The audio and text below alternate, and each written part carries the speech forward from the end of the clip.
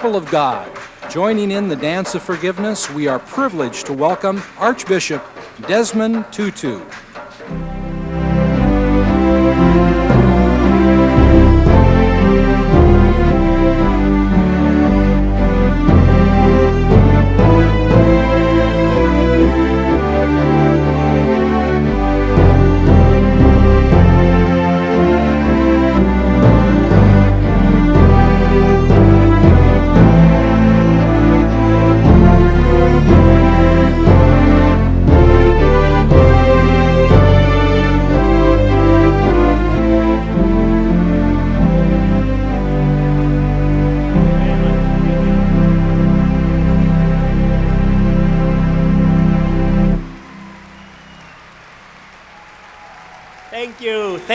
Thank you. Hello.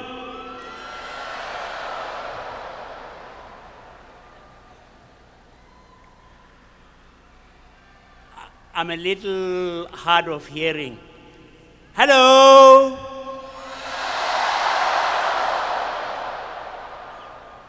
That's a little better. You know something? I like what I see in front of me here.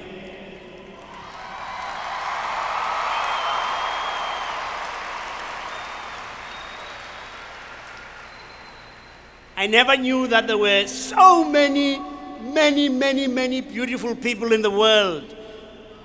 You are cool, man.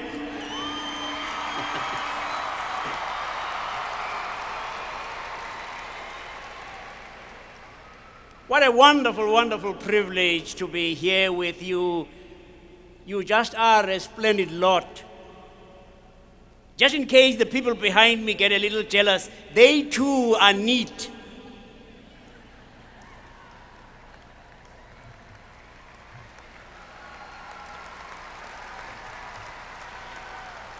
And I think you just once more, give a wonderful ovation to Celia and all the musicians here.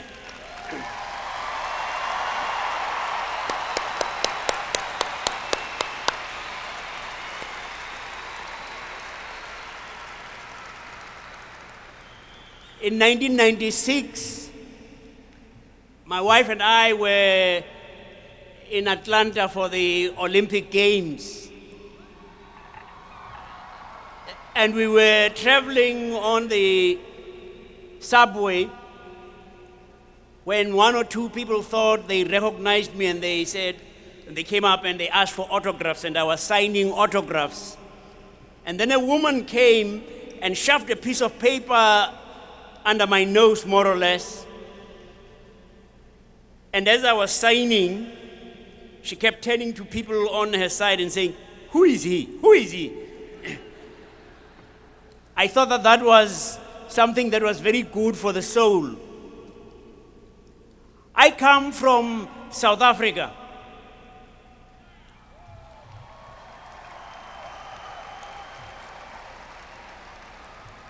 A land notorious for many years for its policy of apartheid. A vicious policy of racist injustice, oppression, and discrimination, in which a minority, the whites, were the top dogs,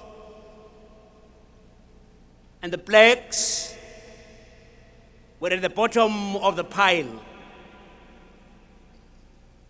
And this policy turned South Africa into a pariah state for the rest of the world.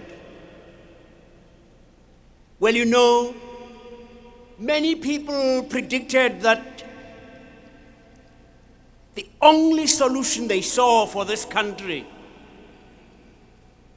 was a bloody resolution.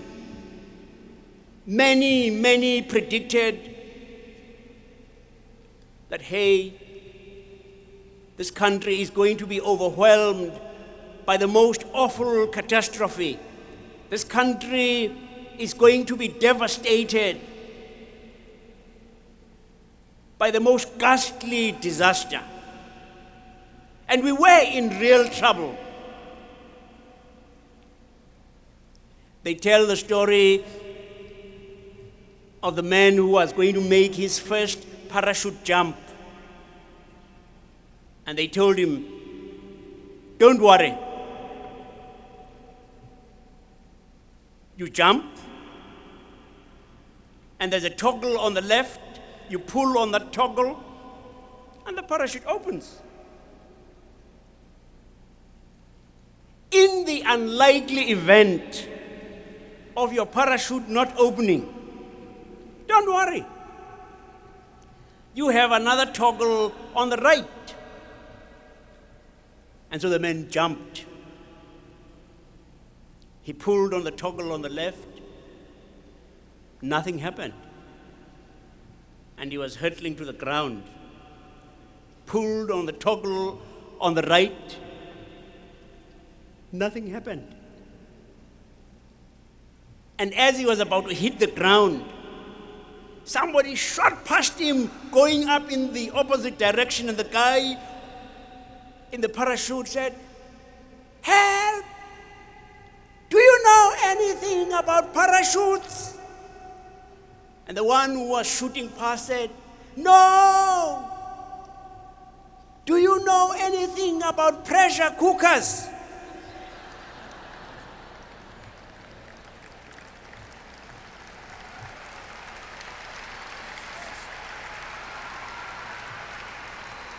Well, we were in a real pickle. I believe here you say you are up a creek. We were really up a creek in South Africa because it did then seem on the eve of our elections that the predictions were going to come true. They didn't.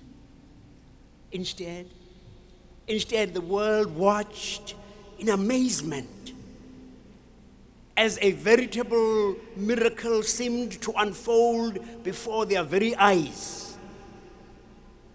For on April the 27th, 1994, they saw those long lines of South Africans of all races snaking their way slowly to the polling booths.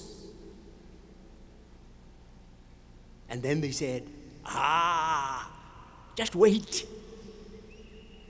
As soon as a black-led government is in power, there is no doubt at all that the blacks who suffered for so long under the awful apartheid system are going to engage in an orgy of revenge and retribution. They are going to hit back at the whites who benefited for so long from that system. The orgy of revenge and retribution didn't happen. Instead, the world watched and watched with something akin to awe. For instead of revenge and retribution, they saw the truth and reconciliation process, when people who had committed some of the most gruesome atrocities were being given amnesty, were being forgiven in exchange for telling the truth about the offense for which they had applied for amnesty. The world watched and listened to the accounts of very, very many victims, telling of how they had suffered grievously. And instead of paying for the blood of those who had made them the victims of such vicious suffering,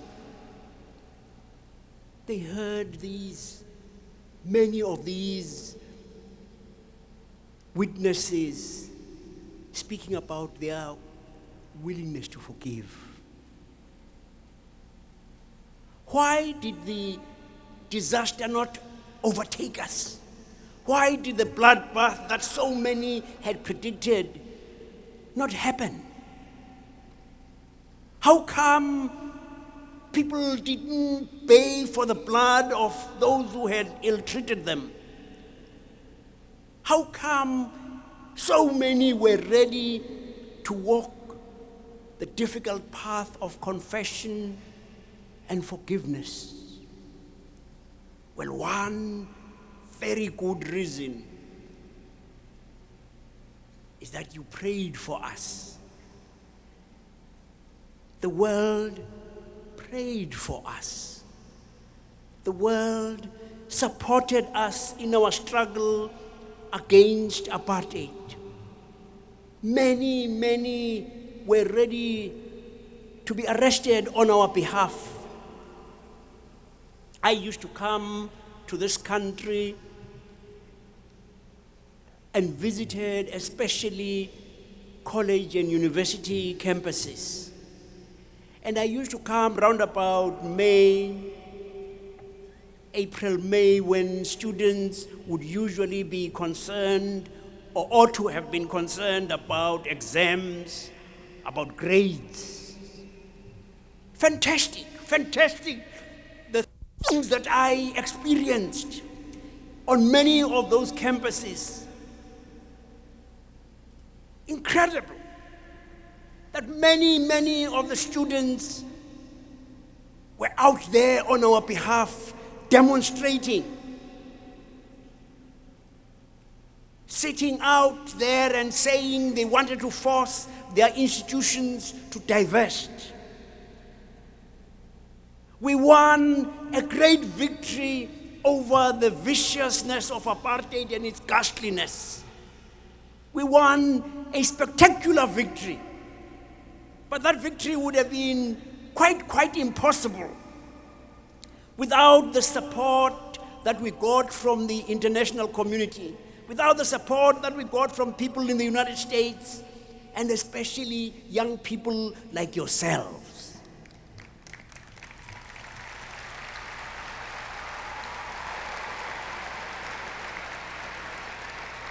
Thank you.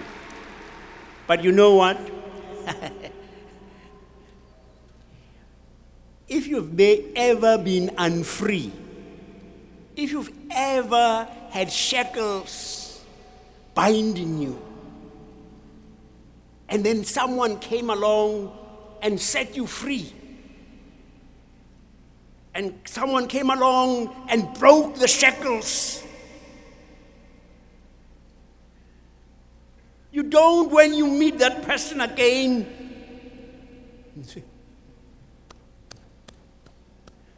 clap lackadaisically. You don't do it that way. Well, I discovered that Americans are actually quite shy. They are very reserved. So I have a magic wand. When I wave it over you, it turns you into instant South Africans.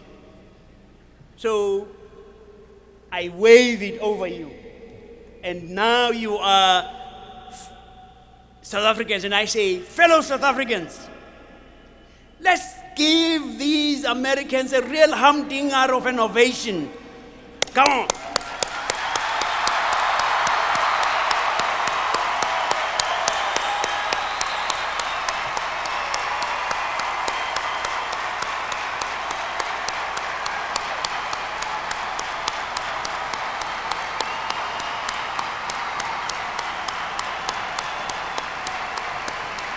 Thank you, thank you.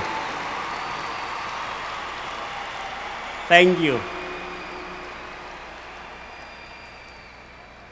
That's more like how you would react. I make quite sure, of course, that I wave my wand over you again.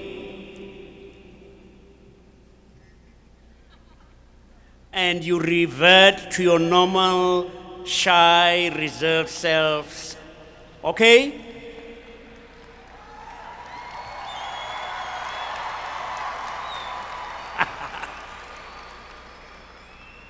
But although it's almost a fun time and a fun thing, I want you to know that that comes from the heart.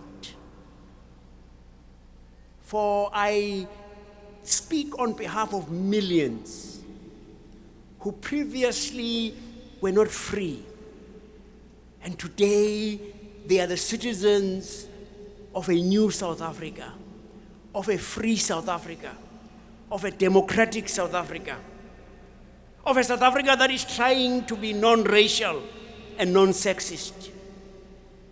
You know, it is because of people such as yourselves that today the world can have the gift of a Nelson Mandela.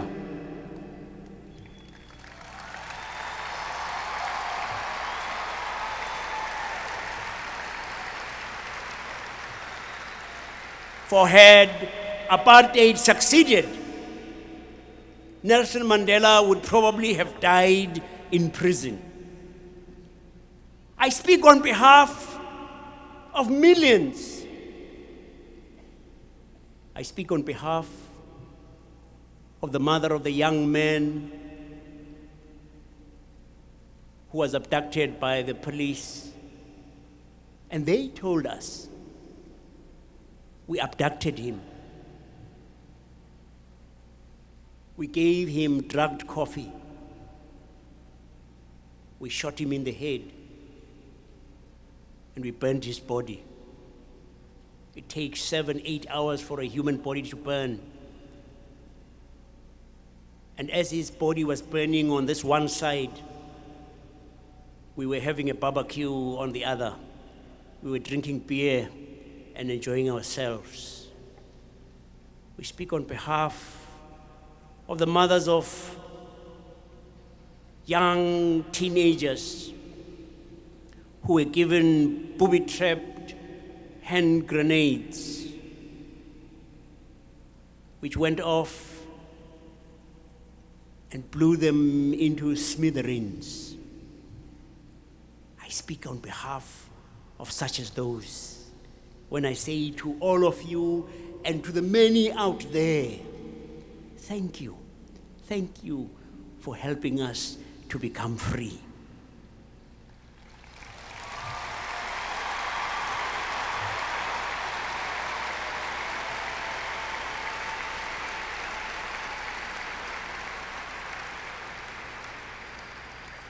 The orgy of revenge and retribution did not happen also because God gave us at that critical time in the history of our country to lead us as president a Nelson Mandela. He was in jail for 27 years, and many expected that on the day of his release, they would encounter a man torn by bitterness, eager for revenge, filled with anger, wanting retribution against those who had tormented him and his people. And the world was amazed. For instead of such a person, the world met someone with an incredible magnanimity, a remarkable nobility and generosity of spirit. The world was amazed when, instead of calling for revenge, he urged his people to forgive and to walk the path leading to reconciliation.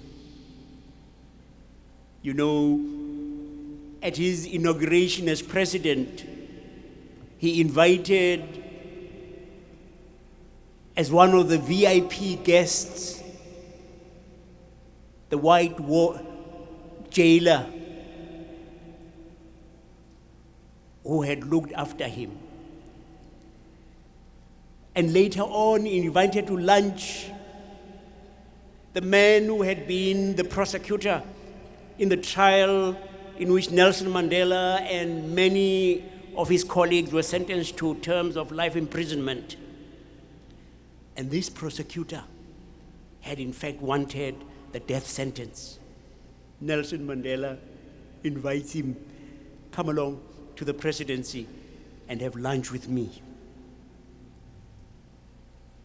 Yes, he's an extraordinary, a spectacular example of forgiveness and reconciliation, so that today he is seen as an icon of reconciliation in the world. But it was not just he. To the TRC came those who are sometimes called ordinary people, the ones who don't usually appear on television, whose names don't appear in newspaper headlines. But let me tell you something. In my theology, no one is ordinary. No one is ordinary.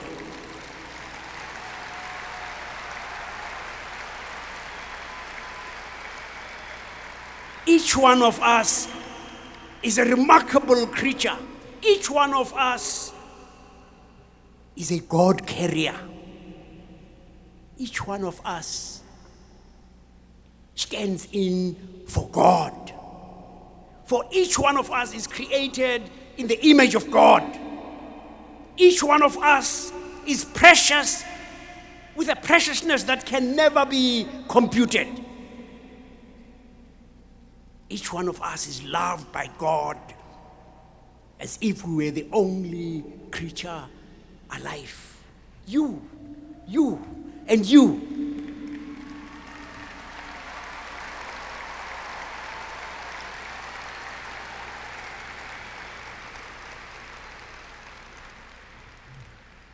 Some people are sometimes regarded as VIPs, and I suppose there may be not too many VIPs. It doesn't matter. We might not all be VIPs, but each one of us, in fact, is a VSP.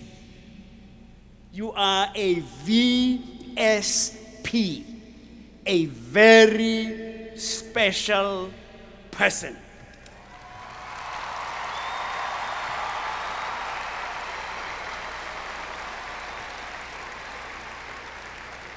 Now, I would like to hear you saying,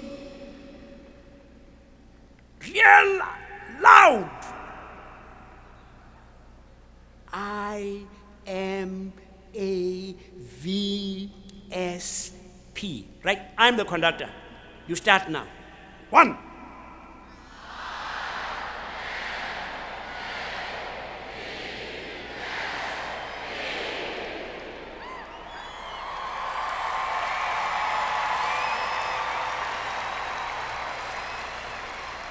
Right? When the conductor does this, the choir keeps quiet. So we start again and you say, I am a VSP. I am a very special person. 1, 2.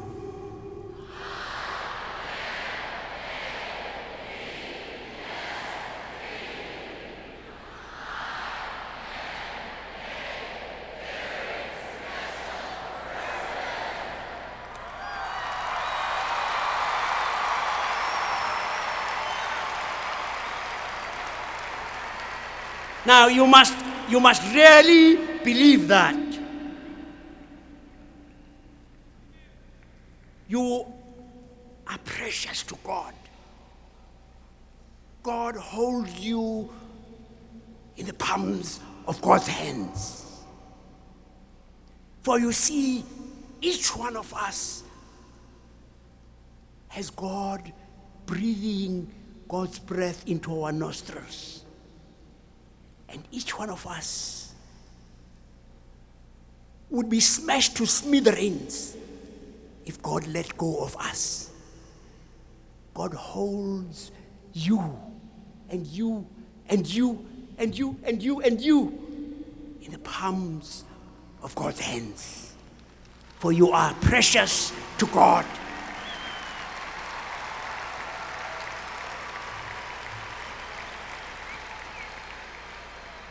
And so some of these extraordinary people came.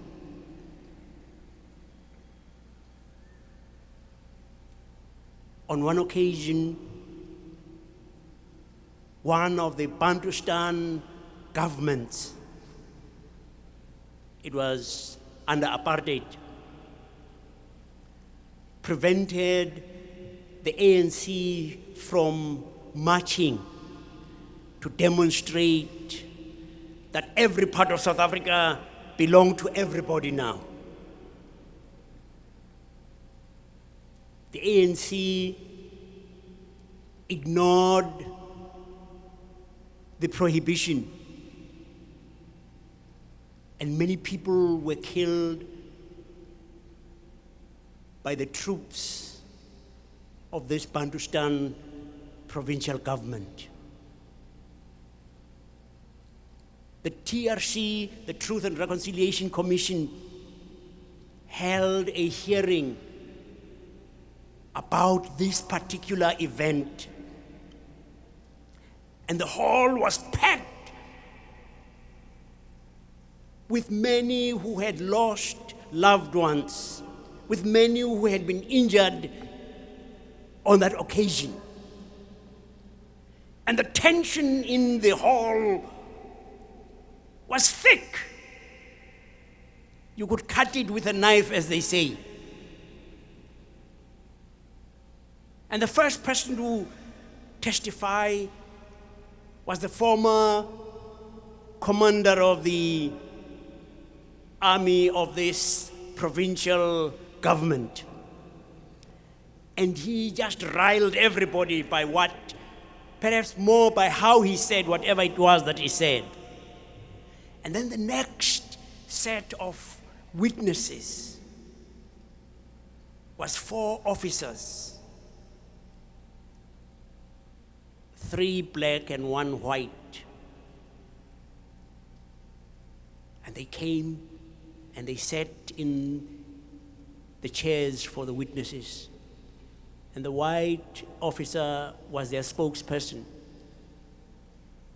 And he said, yes, we gave the orders for the troops to open fire. You can imagine what happened with the anger of the people in the room. And then this white officer turned towards this hostile audience and said, please forgive us. Please, will you accept back into the community my 3 colleagues here? Do you know what that audience did? That angry audience. That audience broke out into deafening applause. And I said, at the end of the loud cheering and clapping, I said, now let us keep quiet, for we are in the presence of something holy. Really, the most appropriate response should have been to take off our shoes, for we were like Moses, standing on holy ground.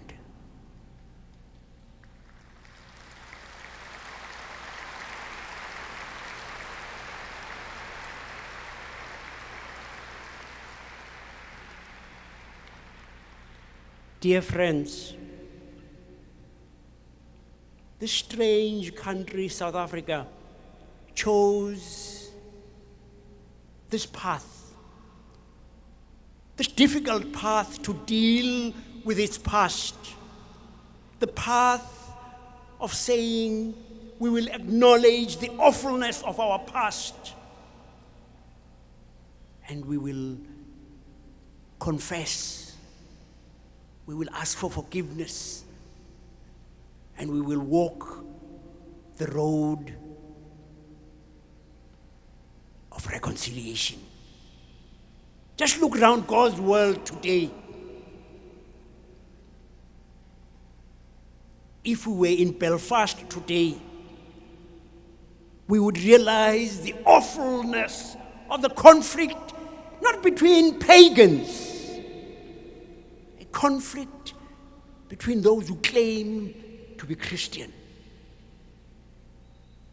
If we went to the Middle East today, conflict again. If we went to Kosovo, if we went to Nigeria, if we went to Sri Lanka, we could go on and on and on. That this world is conflict-ridden. In this country, only the blind would claim that race relations are what they ought to be. For there is a pain sitting in the pit of the tummy of many African Americans. There is a pain sitting in the tummy of many Native Americans. Only the blind would say that race relations in this country are amicable.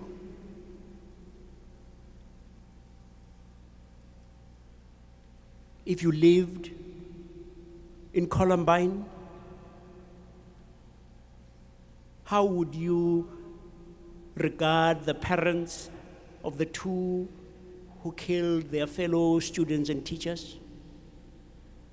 There is a community torn apart. We know just how frequently there is need in our homes for reconciliation, in our schools, on our playgrounds, at work. And God says, hey, I, like Martin Luther King Jr., I too, says God, have a dream. I have a dream of a new kind of world. I have a dream of a world where there will be more compassion, where there will be more generosity, where there will be gentleness, where there will be laughter, where there will be joy. I have a dream of a world where my children will know that they belong together in family, that they are sisters and brothers in my family, where there is peace, where there is forgiveness, where there is reconciliation. And God says, I have no one except you, and you, and you, and you, and you. Please, to help me realize my dream, I have no one except you. And don't say, oh no, God, I'm too young. For one of the wonderful things has been how through the ages God has made use of young people.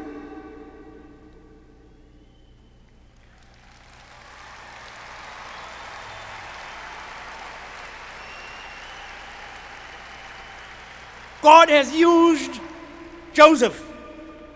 God has used David. God has used Mary. She was a teenager.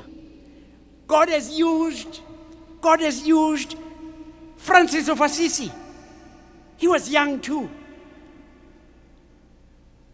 In Old Testament times, God came and said, Jeremiah, I'd like you to be a prophet.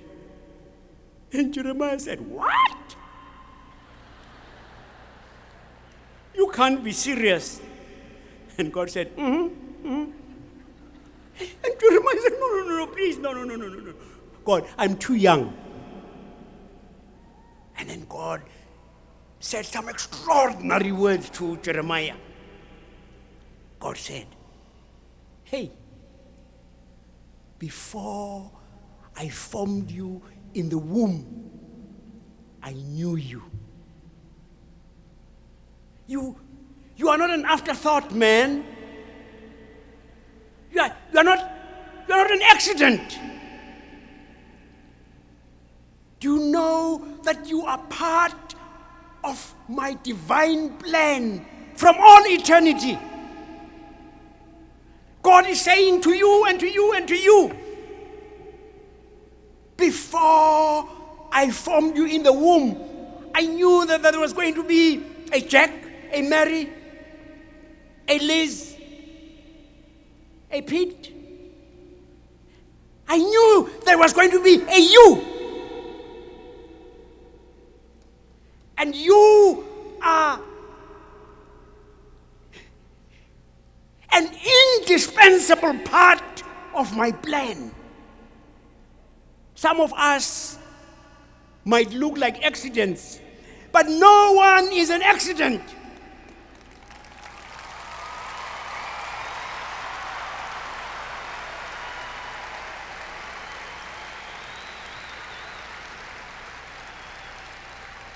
And God wants you to know,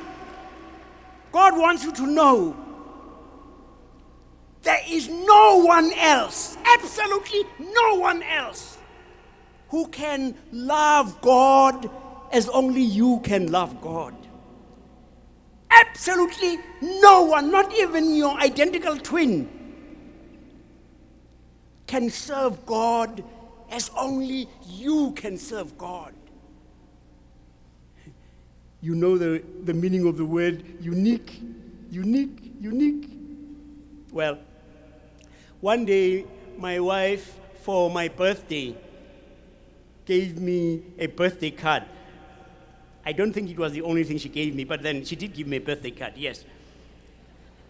And this birthday card on the outside had a lovely couple. They call them a Davy Joan couple, lovey-doveys. And the caption was, "We have a beautiful and unique relationship," which is beautiful, isn't it? And then when you turned inside, it said, "I am beautiful, and you are certainly unique."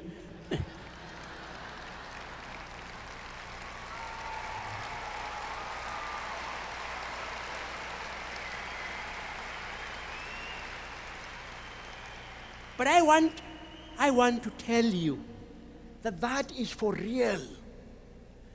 You have seen an orchestra, haven't you? You've seen an orchestra. Orchestra has got all sorts of instruments. It's got violins, cellos, French horns, all sorts of extraordinary cellos, etc., etc., etc. Have you noticed that sometimes, dolled out in formal wear as everybody else in the orchestra, at the back stands someone carrying a triangle, and the conductor starts up, and the orchestra goes vo vo vo vo vo vi vi vi vi vi vo vo vo vo, and now and again the conductor will point to the person with the triangle and quite solemnly and seriously, he will strike, bing. Well, you and I might say that that sound was an insignificant sound. But in the conception of the composer, something irreplaceable would be lost if that bing did not happen when it should happen. And so, dear friends, when your kind of loving of God, your kind of serving of God were to go missing, something totally irreplaceable would be lost to the total beauty of the paean of praise and adoration that rises to the divine throne. For you are really special to God. You are held in the embrace of a love that will not let you go. And when you are missing, the joy of heaven is imperfect.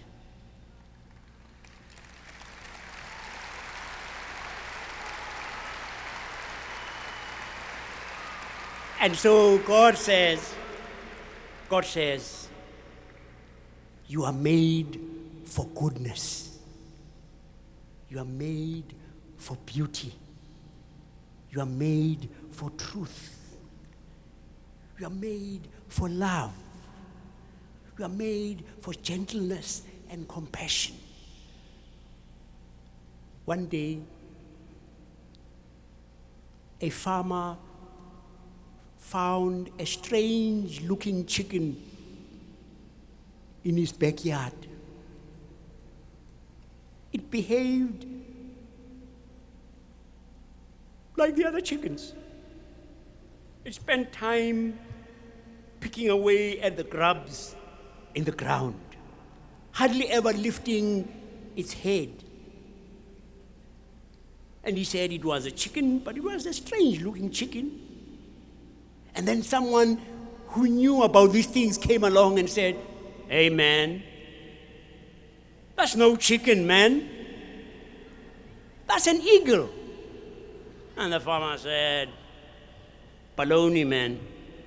That's a chicken. It behaves like a chicken." And the man said, "Give it to me." And the farmer gave it to him. And he took this strange-looking chicken and he climbed a tall mountain and waited until sunrise. And when the sun rose, he lifted the strange-looking chicken and turned it towards the rising sun and said, "Fly, eagle, fly." And the strange-looking chicken shook itself and spread out its pinions and lifted off.